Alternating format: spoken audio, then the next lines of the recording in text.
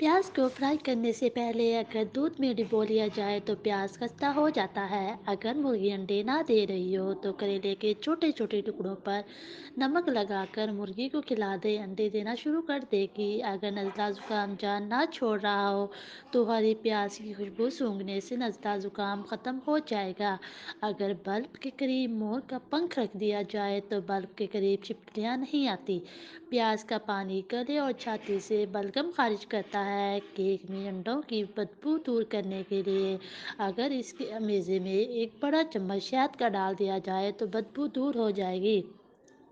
بھنڈیوں کو خستہ کرنے کے لیے پکاتے وقت اس میں قطرے لیموں کا رس ڈال دیں یا ایک بڑا چمچ دہی ڈال دیں، خستہ ہو جائیں گی۔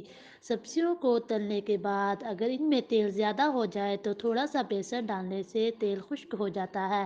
اگر کسی کپڑے پر گھی کا داغ پڑ جائے تو اس حصے پر لیموں اور نمک لگا کر ملیں اور صابن سے دھو لیں۔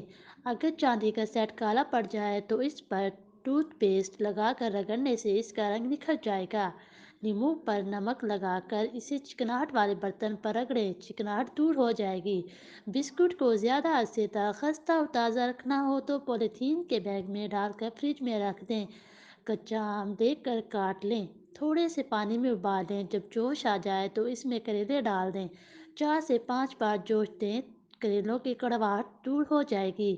چاول کے اوپر سے پانی نہیں پینا چاہیے، پیٹ باہر نکل آتا ہے۔ مولی کھانے سے سانس کی تکلیف میں آرام آتا ہے، سینے کی جلن دور ہو جاتی ہے۔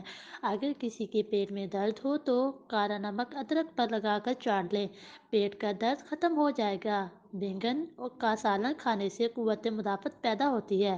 چاول ابالنے کے وقت اگر اس میں آدھے لیموں کا رس ڈال دیں تو چاول نکھرے نکھرے بنتے ہیں۔ مزید ایسے ٹوٹکوں کے لیے میرے چینل کو سبسکرائب کریں۔ تب تک